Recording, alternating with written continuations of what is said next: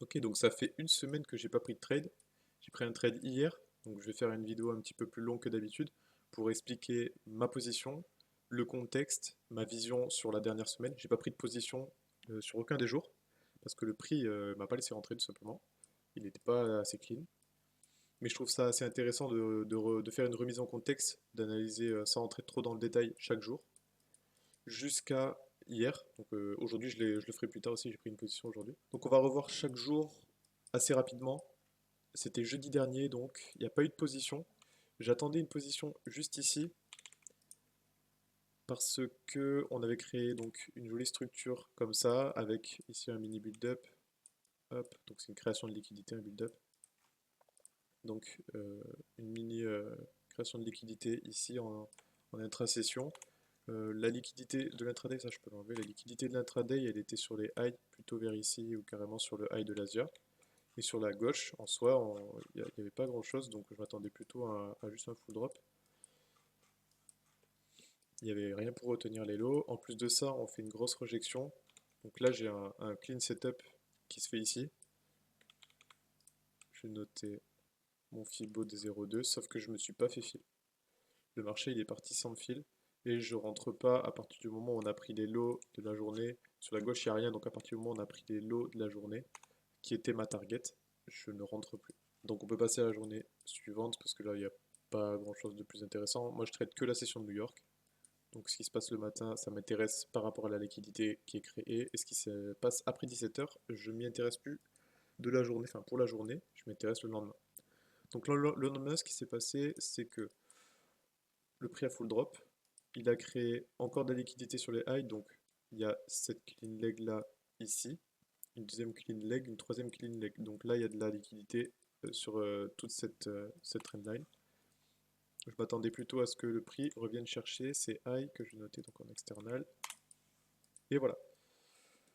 L'Asia, j'aime bien comment elle a build sur le moment parce que elle n'a pas créé de la liquidité pour dump, elle a créé de la liquidité pour pump, c'est-à-dire que là elle a fait un add, là elle a refait un add, là elle a plus add. Donc à partir de ce moment-là, tous les gens qui sont en long ici, à partir du moment où ça a full pump, ils passent à BE probablement, ou ils trailent leur stop loss sous ces lots.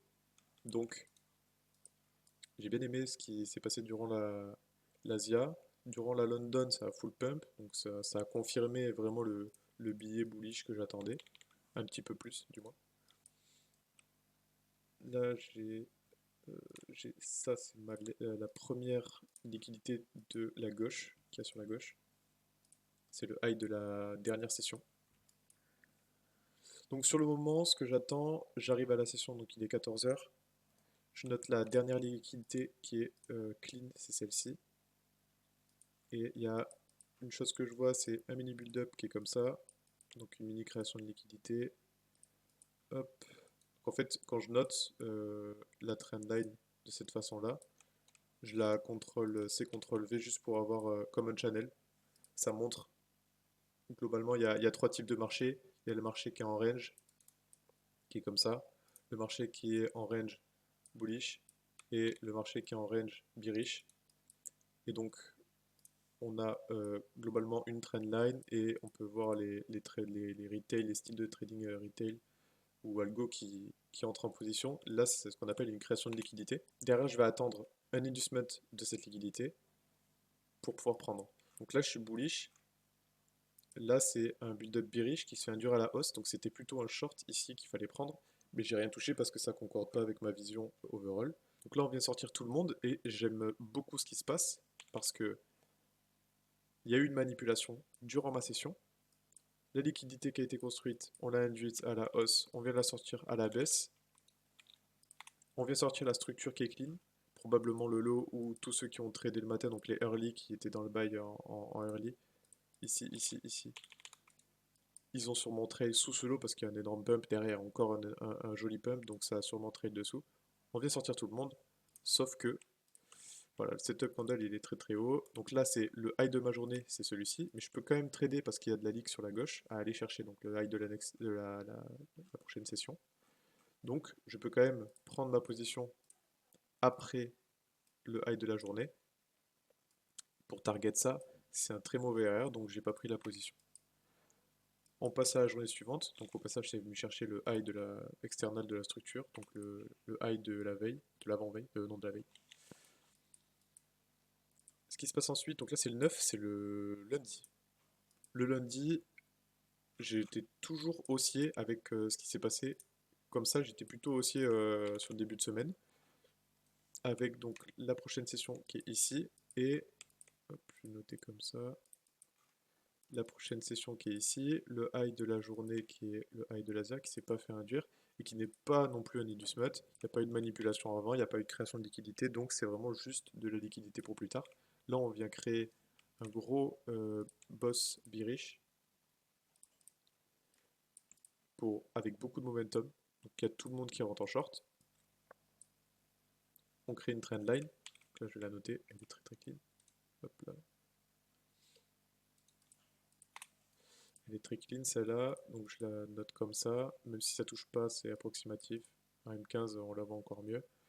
Ça fait des belles réjections dessus. Donc on a dû tout le monde à la vente. Ça pour moi, donc c'est un trap. Et à 14h, on revient parfaitement dedans en créant donc ici un mini build-up, donc un petit peu de liquidité en internal. Ce que je vais attendre durant ma session, c'est donc qu'on vienne chercher les lots, ceux-là ou ceux-là, peu importe, et ma réaction candle dessus. Et là, ce qui s'est passé, c'est qu'il est venu se faire reprendre. Donc sur le moment, ça m'a pas trop mis en confiance, mais ça change pas la story. Enfin, les highs, ils viennent, ça a juste continué de add. Là, il y a la clean trendline qui vient se faire respecter. Donc ça change pas la story de ce que le prix, comment le prix délivre. Donc sur le moment, je note juste le lot. En plus, ça fait une énorme rejection. Je pense que c'était vraiment juste pour chercher tous les early là, qui étaient en achat ici. Il y a le setup candle durant la session. Il n'y a plus de liquidité sur les lots. Ça concorde avec ma vision. Je suis bullish. Je peux rentrer en position, sauf que voilà, le prix, il n'est pas venu miti les 0,2. Et j'aurais target, donc la prochaine liquidité de la journée, celle-ci.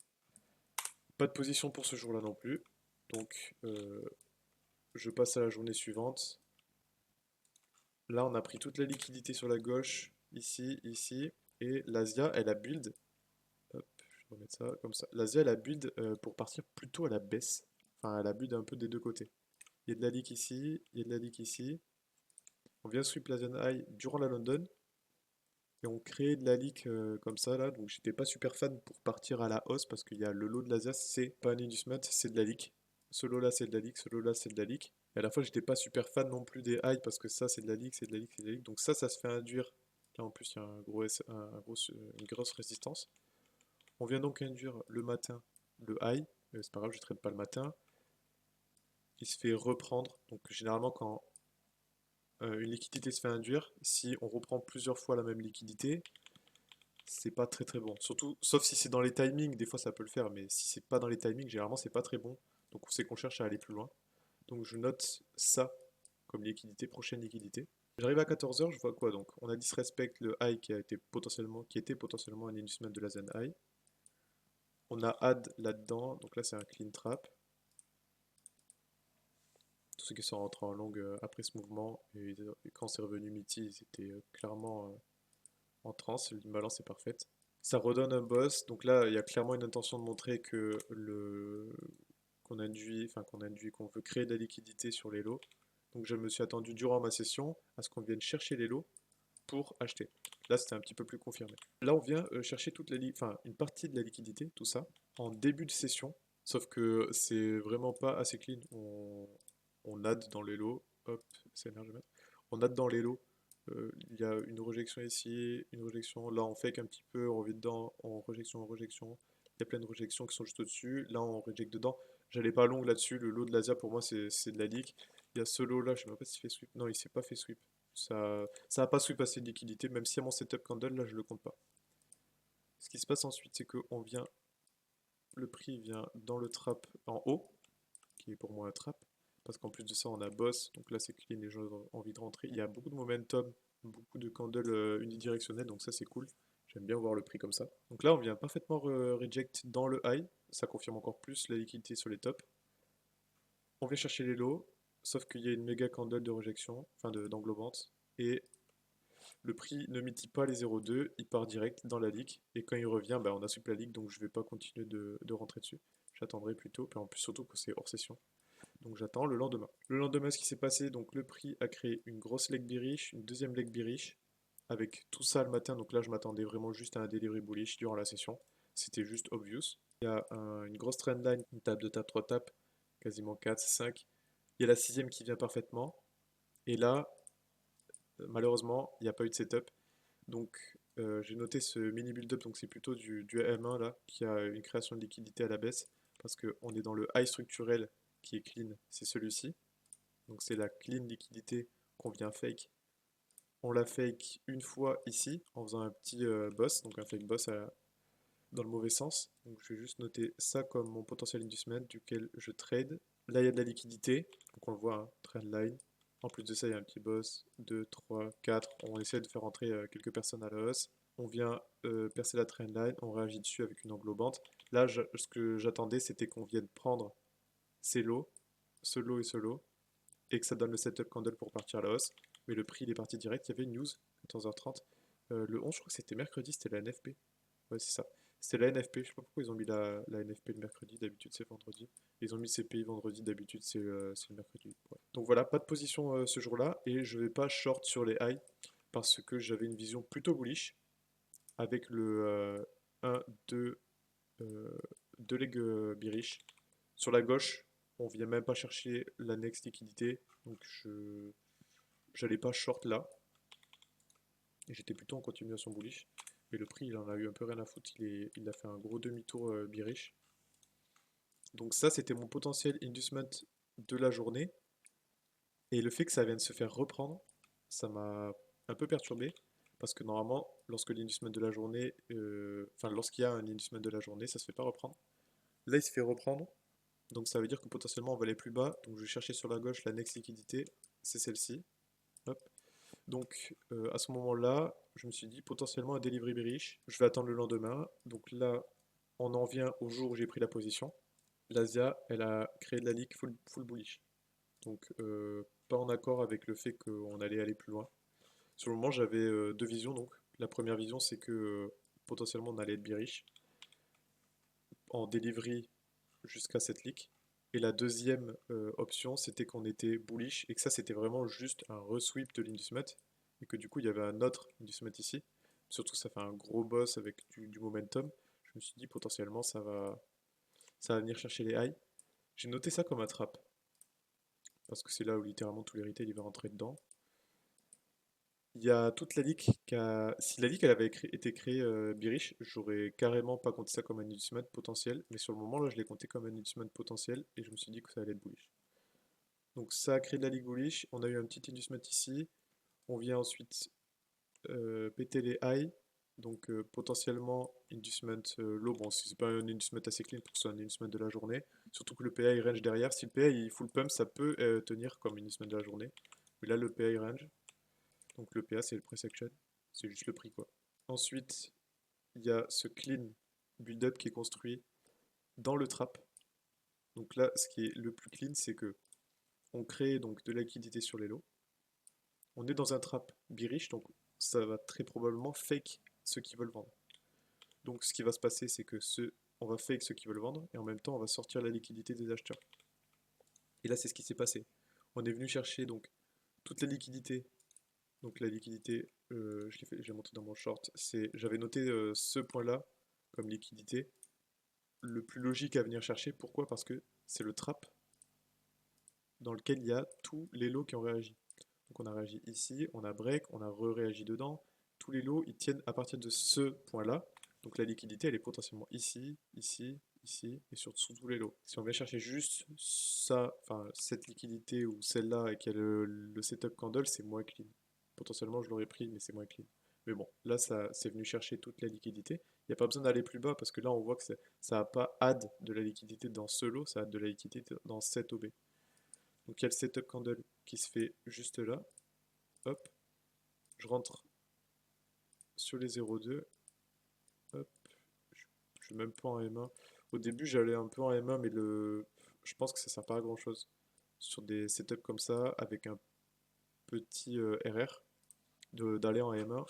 Je vais aller là. Parce que là, du coup, ça m'aurait miti. J'aurais dû attendre la close en M1 ici. J'aurais eu un setup comme ça avec 1,34 R. C'était pas top. Donc ce qui s'est passé, c'est que j'ai pris le setup comme ça et je targetais la gauche parce que pour moi ça devait sauter là tout ça. Donc j'ai targeté la gauche, sauf que sur Apex, il y a le trailing, le threshold. C'est-à-dire que si le prix là il est à, mettons, plus 4 R, donc à plus 4 R, et qui redescend à moins 4 R, donc je suis toujours en position, enfin je suis en positif, je suis à break-even s'il redescend ici, mais à moins 4 R, enfin à 0 quoi. Le trailing threshold, il fait que ça m'enlève en latent moins 4 R. Donc c'est comme si j'étais en drawdown latent de 4 R. Donc c'est les règles des prop firmes, hein. C'est un peu de la merde. Mais du coup voilà, je suis obligé de trail agressivement. Donc à partir du moment où on a pris la première leak, j'ai attendu la première candle qui s'est faite ensuite et j'ai trail en dessous. C'est le trailing très agressif, mais bon. Vu comment le mouvement il était agressif aussi, je me suis dit c'est potentiellement juste un inducement pour le daily bearish. Parce que la session a été quand même très grosse. 100 points pour un début de session, ça arrive pas souvent. La veille, ça l'a fait parce que le mouvement était méga agressif. Mais ouais, du coup, j'ai trail, et donc ça m'a fait TP sur le premier point de liquidité. Donc plus 2,3 R, grosso modo. Et derrière, heureusement que d'ailleurs il y avait le trailing threshold, parce que s'il n'y avait pas le trailing threshold, là ça m'a servi entre guillemets. Et après ça a full drop, énorme drop, en moins 3%, moins 2 et quelques, moins 2,81. Donc voilà, on est venu chercher au final la liquidité qu'on avait fait, qu'en fait ça c'était l'inducement high. Mais bon, c'était pas super top. On a juste fait une manipulation en interne, donc on crée de la liquidité, on induit à la baisse pour faire entrer les vendeurs. On vient juste sortir les vendeurs en intraday, on sort pas les vendeurs qui ont mis leur stop loss sur le high, et après ça part. Bon, c'est pas grave. Overall, c'est bullish la DAG, donc ça se fera probablement reprendre assez rapidement. Je pense qu'il doit y avoir des leaks encore. Et voilà. Et je ferai une prochaine vidéo pour expliquer. Aujourd'hui, le 13, vendredi 13, j'ai pris un petit stop loss ici. Mais c'était pas très clean, mais bon, ça respectait le plan, donc je l'ai pris. Mais c'était pas le semaine des plus clean. Donc voilà, je te dis à la prochaine.